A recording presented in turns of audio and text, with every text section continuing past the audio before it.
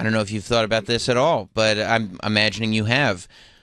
Have you thought about how much money you're going to offer for the Aaron Judge ball? Aaron Judge ball. Yeah, no, actually, it's interesting because I was talking to my wife going early yesterday saying, man, if he didn't hit another home run, it's kind of a bummer because you didn't get the record. He has to share it, but he has the ball, right? It's in his hand. He gave it to his mom.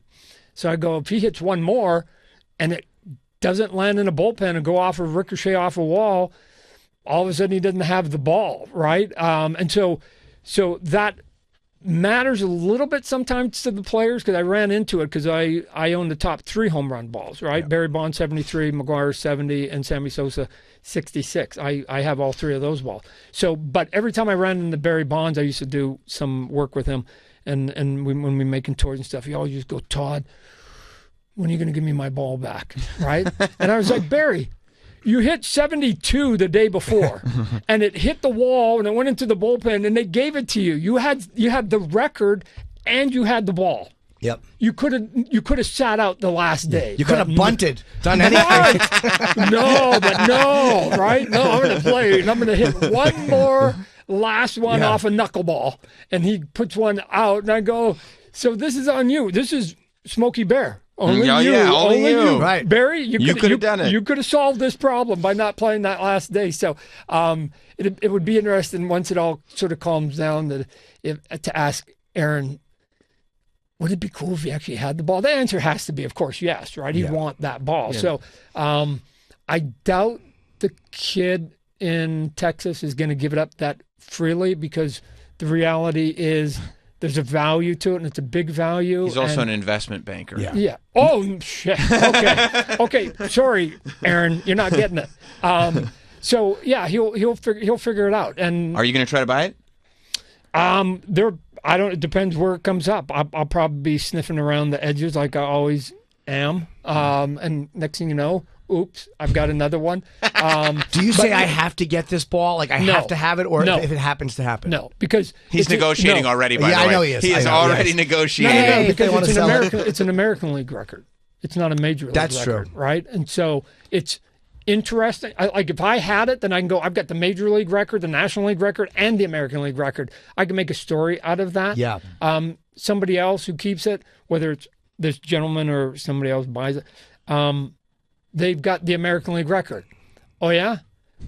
Who's got the Major League record? Like never walk into a room and say you got the second best of anything because it begs questions really fast. Yeah.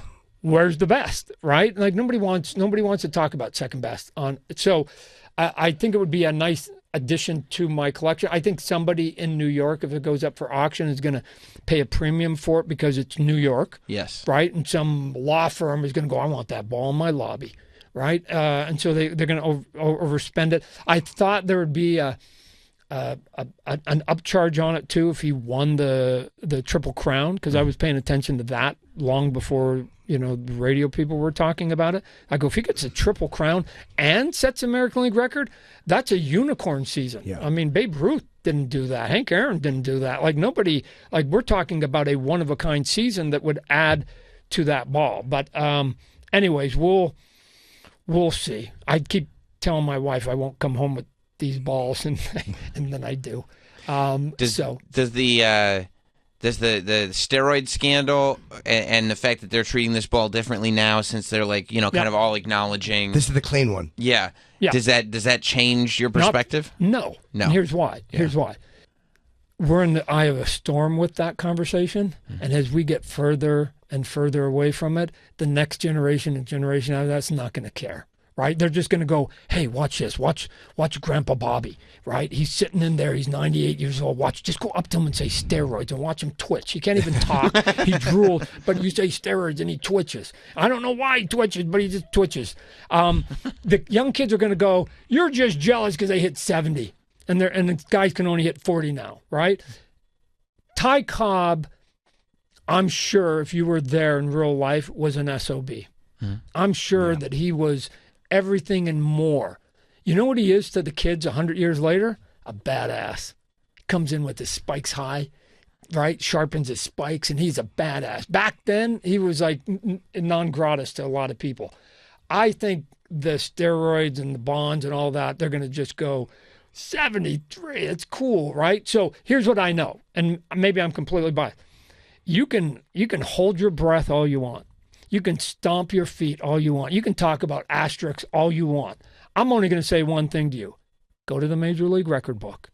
Open up to the page that says most home runs in a season, and you're going to see Bond 73, McGuire 70, Sammy Sosa 66.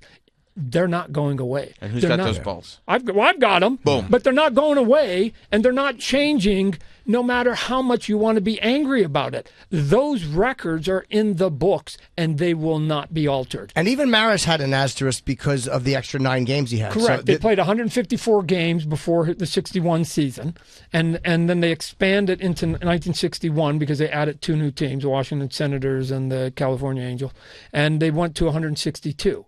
And so the commissioner at that point was so old, he was one of the guys that was basically buddies with Babe Ruth. So he goes, I'm going to cover Babe Ruth. So if you don't get the record in 154 games, I'm putting an asterisk because you didn't do it in the same number of games, right? And then, look, if we do that, we just moved last year to 17 games in the NFL.